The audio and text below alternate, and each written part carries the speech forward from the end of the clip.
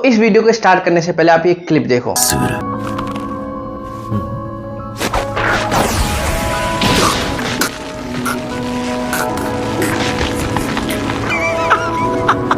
ये क्लिप फोरशैडो है फ्यूचर की इवेंट की, जो जीसू काइसन में इवेंट होने वाला है। अगर इस क्लिप को देखने के बाद अगर आपको अभी भी थोड़ा बहुत हिंट नहीं मिला कि क्या होने वाला है, तो लेट मी एक्सप्लेन यू। यहाँ पे अपने आप किसी ने अपना हाथ अपने गर्दन पे रखा है और उसकी गर्दन दबाने की कोशिश करी है। अभी ये केंजाकू बोला जा रहा है, बट अगर बात करेंगे शकल रूप और जो इसका प्रीवियस ओनर था इस बॉडी का, तो वो गेटो था। मैं आपको अगर आसान भाषा में समझाने की कोशिश करूं, इस बॉडी का जो प्रीवियस ओनर था वो इस बॉडी पे कंट्रोल दोबारा पा रहा था, पर एक सेकंड, जिसका प्रीवियस ओनर गेटो था वो तो मर गया था जीरो मूवी के अंदर। तो यहाँ पे इवेंट ये कैसे हुआ? मेरे पास इन टोटल 3 थ्योरी, जिसकी वजह से मैं कंफर्म कर दूंगा जो हमें फोरशैडो देखने को मिला है ये रियल है, और फ्यूचर के इवेंट जो होने वाले हैं वो बिल्कुल हमें ट्विस्ट से देखने को मिल सकते हैं। और इसके साथ मैं इस वीडियो में ये भी डिस्कस करूंगा क्या गेटो को दोबारा जिंदा करना पॉसिबल है, और गोजो अपने दोस्त को वापस लाने के लिए कुछ करेगा या नहीं। तो मेरे पास बहुत कुछ है डिस्कस करने के लिए और वीडियो के अंदर बोलने के लिए, तो फटाफट वीडियो को स्टार्ट करते हैं, फटाफट बिना किसी बकचोदी को नापे हुए। सतारो ने जीजेके में क्या नहीं सैक्रिफाइस करा, अपनी फैमिली, अपना क्लैन, और जो लास्ट उसकी होप था, उसका बेस्ट फ्रेंड, उसने भी आधे रास्ते में साथ उसका छोड़ दिया। गेटो ही एक ऐसा बंदा था जो गोजो को सतारो बोलता था। कोई और जीजेके में ऐसा बंदा ही नहीं है जो गोजो को सतारो बोलता है, बस उसका बेस्ट फ्रेंड होता था सतारो। बट एट द एंड उसके दोस्त ने भी उसका साथ छोड़ दिया और इस दुनिया को अलविदा कह दिया। बट एक होप आई है जिससे ये कंफर्म हो जाता है गेटो अभी हमारे साथ है, ऑल्दो अपनी बॉडी पे फुल कंट्रोल नहीं रखता, बट एटलीस्ट सांसें ले रहा है वो। तो उसको रिवाइवल के 3 हमारे पास थ्योरी है, जिसको मैं अभी आपको समझाता हूँ। जो पहली थ्योरी है कि जो केंजुकू के गर्दन पे हाथ आता है, ये हाथ कुछ और नहीं, is just a trap for Gojo. Gojo के अंदर उम्मीद जगाए कि उसका दोस्त इस दुनिया में एग्जिस्ट करता है। केंजुकू की ये चाल थी जिसकी वजह से केंजुकू बाद में गोजो को इस वे में कन्विंस कर ले कि अगर गोजो केंजुकू को मारना भी चाहे तो वो उसको ना मार पाए अपने दोस्त की याद में। और जैसे हम सबको पता है केंजुकू बहुत ज़्यादा स्मार्ट है, वो 1000 साल से जिंदा है, तो वो प्लान बनाने में बहुत ज़्यादा माहिर है। उसने ये चीज़ गोजो के सामने इसलिए करी कि गोजो उसको बाद में बख्श दिया अगर गोजो इससे बच जाए प्रिज्म रियाम से, और बाद में बच भी आता है, हमें मांगा में देखने को मिलता है।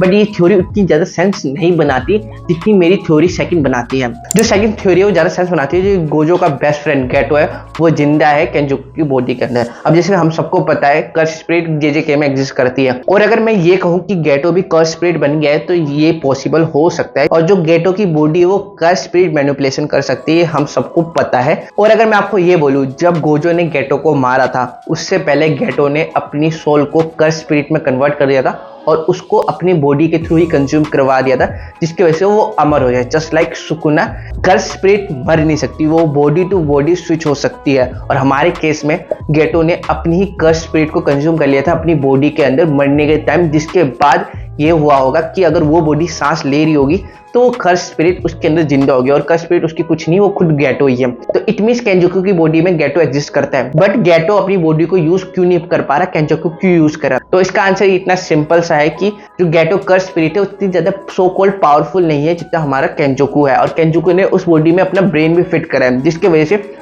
उसके पास फुल एक्सेस है उस बॉडी का। तो अगर वही देखें हम गेटो की तरफ, तो कर्स स्पिरिट है, पावरफुल है, पर इतना ज्यादा भी नहीं जो केंजुकू को टक्कर दे पाए। बट जब गोजो ने ये बोला अब समय है जगने का गेटो, तो उसने अपनी जैसे तैसे एक हाथ को कंट्रोल करा और गर्दन दबा दी।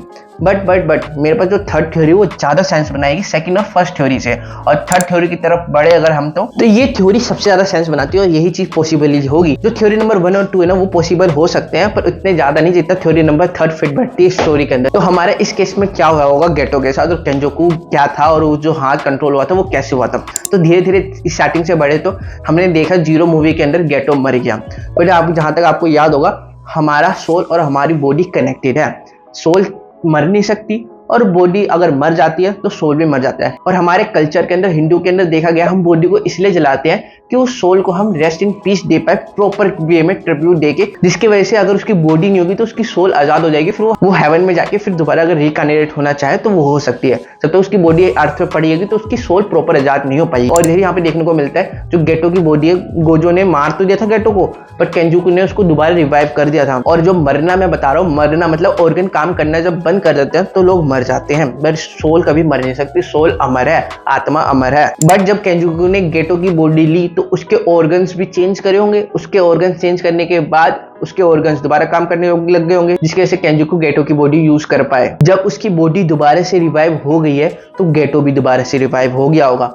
बट यहाँ पे एक चीज देखने को मिलती है, जब हमारे केंजुकू ने अपना दिमाग गेटो की बॉडी में लगाया तो उसके पास उसकी बॉडी का फुल एक्सेस मिल गया। और यही केस हमारी यूजी और सुकना के साथ भी देखने को मिल रहा है, जहाँ पे सुकना भी एक बॉडी के अंदर एग्जिस्ट करता है और यूजी भी हमारी दूसरी बॉडी के अंदर एग्जिस्ट करता है, पर यूजी ज्यादा पावरफुल है तो सुकना को वो कंट्रोल में रखता है। और वही अगर इधर ही देखें तो हमारा केंजुकू ज्यादा पावरफुल है एज कम्पेयर टू गेटो, तो इसी के वजह से जो केंजुकू है वो पूरे फुल बॉडी पे कंट्रोल करता है। बट अगर मैं बात करूं मांगा 232 के अंदर हमें ये देखने को मिला था, जब सुकना ने मेगुमी की बॉडी कैप्चर कर ली थी तो मेगुमी उस बॉडी के अंदर एग्जिस्ट तो कर रहा था बट सो रखा था, स्लीप में था। तो वैसे हमें इधर भी देखने को मिल सकता है, जहाँ पे केंजुकू ने जब गेटो की बॉडी ली होगी तो उसने फुल कंट्रोल ले लिया होगा, बट एडनरी अंदर गेटो भी जिंदा होगा जहाँ पे वो सो रहा होगा। पर जैसे ही हमारे गोजो ने बोला समय है जगने का गेटो, तो वैसे ही उसने एक हाथ को कंट्रोल में लिया, अपने सारी एनर्जी लगा दी और उसके बाद हमें वो देखने को मिला। वो हाथ का प्रेशर इतना ज्यादा प्रेशर से दबा था केंजुकू की गर्दन को कि उससे आप समझ सकते हो कि ये गेटो ही है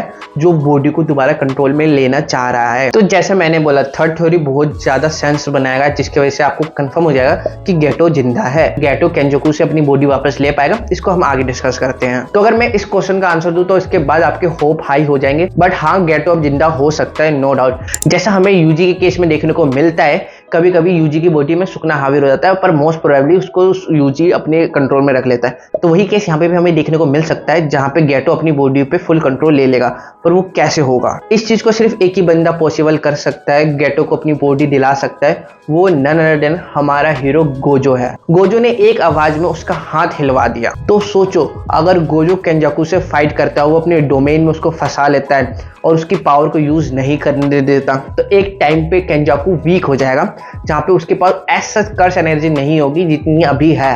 और अगर वो वीक हो जाएगा तो गेटो को ज्यादा एडवांटेज मिल जाएगा उसको हराने में। जब गेटो केंजाकू को अपने अंदर ही अंदर हरा देगा तो गेटो उस बॉडी को कंट्रोल कर सकता है। या फिर मैं बात करूं जैसे यूजी अपनी बॉडी को यूज कर रहा है सुकना को अपनी बॉडी में रखने के बाद भी, तो ये सारी थ्योरी के बाद हमारे सब कंफर्म हो जाता है कि गेटो अभी हमारे साथ है, ऑल्दो अपनी बॉडी पे फुल कंट्रोल नहीं कर पा रहा, बट ये कुछ समय की बात है। उसके बाद हमें चीजें अच्छी तरह से देखने को मिल जाएगी, जहाँ पे गेटो हमारे साथ देखने को मिलेगा। और वो सीन बहुत ज्यादा इमोशनल होगा हमारे गोजो के लिए, बिकॉज अभी उस गोजो का अपना जो दोस्त के नाम पर कोई नहीं है।